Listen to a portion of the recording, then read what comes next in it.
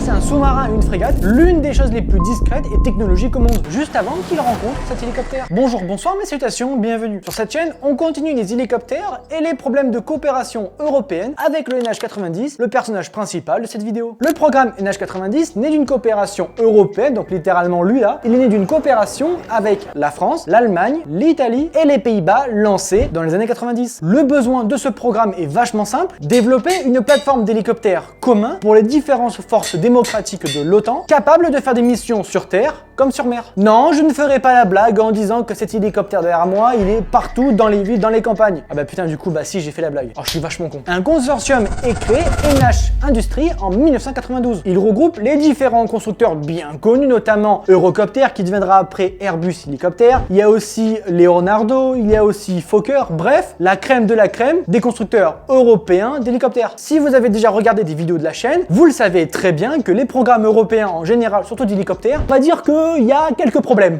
3 fois rien. Mais allez, on positive un petit peu. Entre temps, le Portugal nous a rejoint. Ouais, bon, ok, ben, venez les gars, avec plaisir. Et allez, cette fois-ci, lui, ça va être un beau projet européen. Allez, on y croit, on y croit. Le NH90 est conçu avec 2 grandes versions différentes. La version de transport tactique terrestre, TTH, et la version navale, NATO, frégate, hélicoptère, pour NFH. Merci pour les acronymes, c'est vachement cool les gars, continuez comme ça, c'est un plaisir, voilà, super. Comme c'est un projet de nouvelle génération qui se veut très ambitieux technologiquement, les constructeurs ont mis le paquet d'un point de vue high-tech sur les systèmes, les matériaux, sur l'avionique, bref, c'est un avion qui est en avant sur son temps. Et pour ça, il intègre une cellule en matériaux composites pour une réduction du poids et une meilleure résistance à la corrosion. Vous verrez que la corrosion, bon, il y aura 2-3 problèmes. 3 fois rien. Comme tout hélicoptère qui se veut high-tech, l'hélicoptère NH90 est le premier hélicoptère de série à avoir des commandes de vol électriques. Bien évidemment, des écrans, en veux-tu, en voilà. Il y en a partout. Les boutons, c'est has-been, on enlève. Bon, au moins les boutons, quand tu cliques, ça marche. Un écran...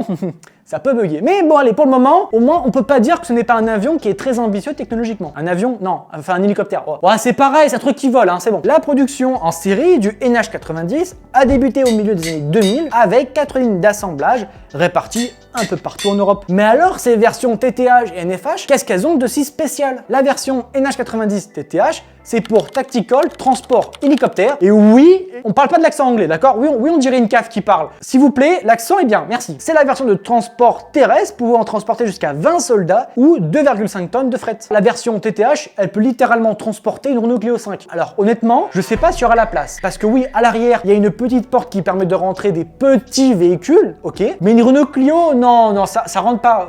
Non, bah non. Même avec de la volonté, non, bah après au pire, on casse l'hélicoptère. C'est un peu chiant. Cette version se retrouve en France dans l'ALAT, l'aviation légère de l'armée de terre, sous l'appellation Caïman depuis 2012, pour remplacer les Pumas et les Caracal. Vraiment, les acronymes dans les armées, c'est hyper chiant. Il y en a partout, dans les villes, dans les campagnes. Oui, cette blague, j'ai déjà faite, je la refais. Mais par contre, à l'opposé, les mecs qui ont travaillé pour trouver les noms, ah, c'est juste parfait. Dans l'ALAT, on a droit au tigre, à la gazelle, au puma, au caracal et au caïman. Juste en entendant le nom, tu sais comment tu vas souffrir. Si vous n'aimez pas le côté terrestre ou encore que transporter 20 bougres à l'arrière, bon bah ça vous plaît pas trop, vous pouvez opter pour la version marine, la version NH90 NFH pour NATO, frégate, hélicoptère. Oui, sur l'accent anglais, dites rien, hein, merci. C'est la version navalisée qui peut être utilisée depuis des navires. Alors, pas depuis un porte-avions, même si en vrai on pourrait faire techniquement, mais depuis les FREB, les frégates multimissions. Lui, il est fait pour une seule mission, la lutte anti-sous-marine, la lutte anti-navire et pour faire de la destruction. Néanmoins, petit disclaimer, n'oubliez pas de faire des bisous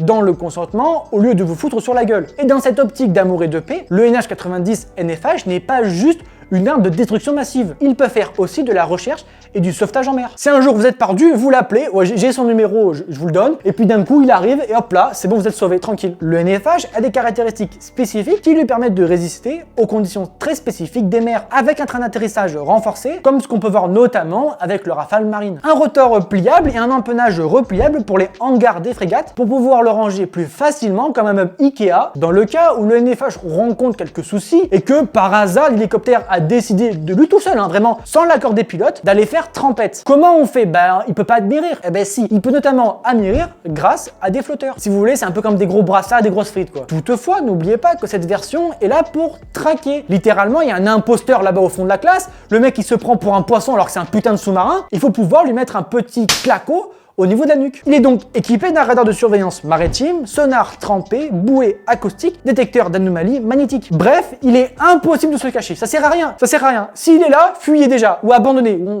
On fait la paix déjà. On arrête. Dans le cas où votre radar ou votre sonar a détecté Michel l'imposteur. Ok, maintenant il faut l'enlever le petit claco. Comment on fait? Pour ça, il est équipé des torpilles MU-90 ou encore le missile Exocet. Cette version NFH est utilisée dans la marine nationale française sous le nom de Cayman Marine. La dernière version à l'heure actuelle qui est toujours en cours de développement est la Standard 2 Force Spéciale. Son but est très simple, faire de l'infiltration avec des commandos. On embarque des bougres à l'intérieur, on va chercher le gland de Scrat, on le récupère, Scrat dort, on l'a pas vu, et ensuite l'hélicoptère revient. Par ailleurs, face au retour d'expérience, une modernisation à mi-vie a été engagée récemment pour standardiser et améliorer les appareils existants. Bon ben voilà, tout se passe bien, une coopération européenne, nous avons chacun leur version, une marine, une pour l'armée de terre, enfin vraiment tout va bien quoi, vraiment il y a à aucun moment il y a eu des problèmes majeurs, notamment de pièces, budgétaires ou de retard. Non, il y a pas eu, non. Comment ça, il y a des problèmes? Non. Mais tu me déçois, toi. Mais pourquoi chaque fois il y a des problèmes? Malheureusement, cette partie était seulement le sommet de l'iceberg. Le reste,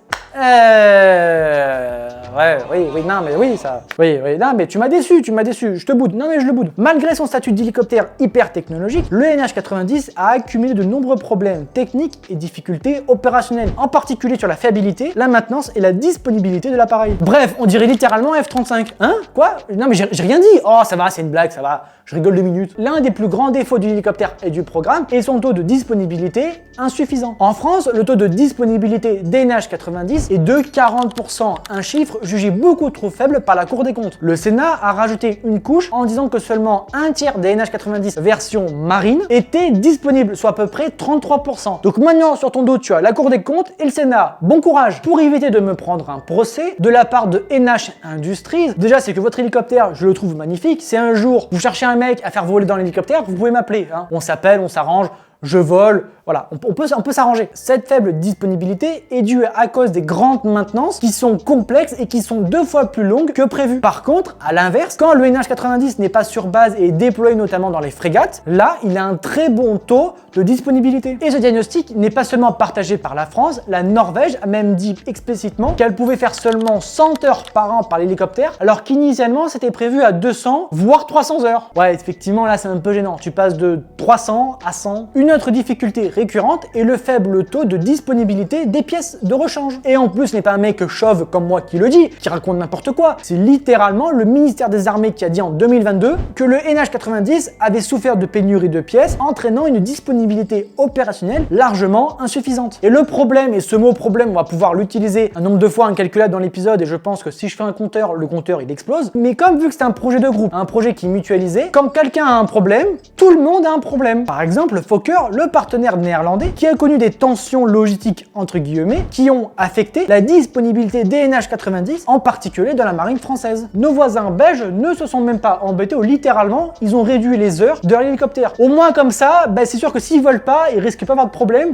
Et au moins, on fait des économies de pièces. En parallèle des difficultés que j'ai citées précédemment, on s'est rendu compte d'une chose sur la version marine qui est un peu chiante, hein, c'est tout simplement la corrosion. Elle est chiante. Oui, c'est chiant pour un hélicoptère, quoi. Si. Non, c'est chiant. Dès 2013, la marine néerlandaise a constaté une corrosion anormale sur ses NH90 déployés en mer, au point de suspendre temporairement les livraisons. Ça va, le point positif, c'est que au moins ce problème, on peut l'avoir uniquement dans les mers et les océans. Au moins, dans le désert, il n'y a pas de problème. À aucun moment, il y a des problème avec le désert. Comment ça, si? Comment ça? C'est-à-dire qu'il aime pas la mer, il aime pas les océans, et en plus il aime pas le désert. Mais t'aimes quoi du coup? On peut parler, on discute. T'aimes quoi du coup? T'aimes rien? Les premiers déploiements au Mali ou encore au Moyen-Orient ont démontré une insuffisance de filtration des sables sur les moteurs. Mais ce n'est pas fini, c'est le début des problèmes, et c'est le début de tout, et c'est le début de la fin. Et c'est le début que je respire plus parce que je parle trop vite. C'est juste infernal. C'est après des problèmes structurels, techniques et des problèmes logiciels. J'ai vraiment l'impression qu'on parle littéralement du F-35 et c'est 850 défaillances. Vous êtes sûr qu'on parle pas du F-35? Non mais, on sait pas, peut-être il se cache, hein, peut-être, vu que le F-35 est furtif, peut-être que derrière le Caïman, en fait, derrière, il y a un F-35. Je sais pas, mais c'est incroyable. L'intégration de nouvelles armes démocratiques ou de capteurs a souvent nécessité une mise à jour logicielle lourde, ce qui a cloué l'appareil au sol. Par exemple, l'intégration des torpilles et les fonctions de traitement traitement sonar sur la version NFH a pris des années de développement supplémentaire. Bon, ok, on l'a vu que techniquement, d'un point de vue structurel, il y a différents soucis. Mais l'un des plus grands soucis, l'un des plus grands problèmes, c'est qu'effectivement, vu tout ce merdier, ça va aussi causer des problèmes politiques et d'argent. Initialement, le programme était vendu comme une solution économique grâce au partage des dépenses entre les différents pays. Et oui, car je le dis souvent, mais l'union fait la force et il est beaucoup plus simple de faire des économies quand tu partages le gâteau en 10. En tout cas, les économies, c'est pas vu et on a eu droit à une hausse des dépenses. La Cour des comptes a montré que le coût du développement de l'hélicoptère a subi un surcoût de 28% et a subi environ 37% de retard par rapport au calendrier. Plus cher et en plus il est en retard. Non mais, prends ton temps aussi, pas de problème. Chaque pays a dû augmenter à la hausse son budget juste pour pouvoir compenser les dérives budgétaires. Et certains pays comme la France, pour étaler les différentes dépenses et les surcoûts dus aux différents soucis, au lieu de recevoir 10 hélicoptères en un an par exemple, ils vont recevoir 10 hélicoptères mais en 5 ans pour étaler les dépenses. Ces retards et ces surcoûts ont complètement fait rage quit des pays du programme. Ils sont barrés. Ils en avaient marre, ils sont cassés. La Norvège est l'exemple le plus frappant. Ils avaient commandé 14 NH90 en 2001 pour remplacer leur hélicoptère Lynx. Or, en 2022, soit plus de 13 ans après la date initiale, la Norvège n'avait reçu que 8 appareils opérationnels sur 14 avions commandés. Et encore, les 8 avions qui avaient été livrés n'avaient pas encore toutes les fonctionnalités. Les Norvégiens se sont complètement lâchés. Je cite, « Les problèmes du NH90 sont presque sans équivalent dans l'histoire des programmes militaires. Ils ont annulé purement et simplement le programme et demandé une compensation de 2,8 milliards d'euros. » Alors je vais dire quelque chose d'un peu bizarre. Oui, pour l'image du programme, c'est pas tip top. Par contre, pour avoir des pièces entre guillemets gratuites, comme par hasard, la Norvège, elle redonne 8 hélicoptères. Bon les gars, on prend un marteau, une sauteuse et on récupère les pièces. Allez, c'est parti. Maintenant, on va jouer à une petite devinette. Devinez quel appareil ils ont acheté pour remplacer le NH90 européen. C'est bien évidemment un hélicoptère américain. Eh oui. On continue les devinettes. Devinez quel autre pays a littéralement revendu ses NH90 après avoir revendu les hélicoptères Tigre et après nous avoir bien profondre au niveau des sous-marins. C'est bien évidemment l'Australie.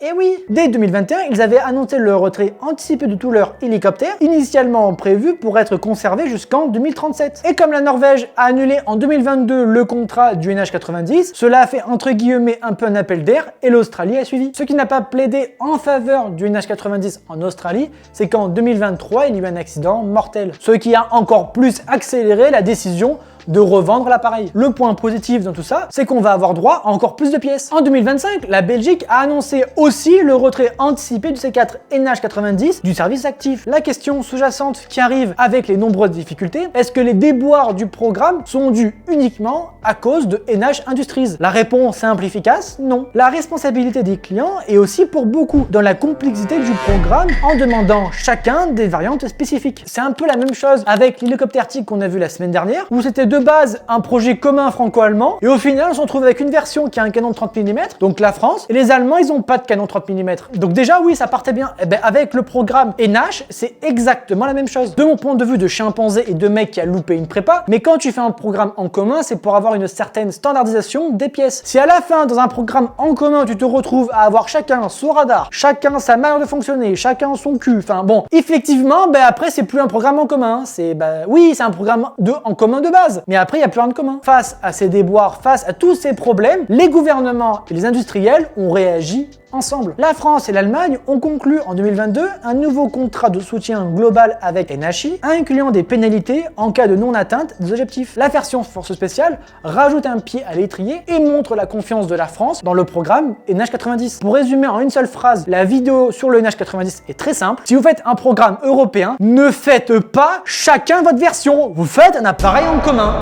Merci d'avoir regardé cette vidéo, n'hésitez pas à vous abonner, c'est gratuit, boostez la vidéo, vous connaissez la suite, et puis nous on rendez-vous dimanche prochain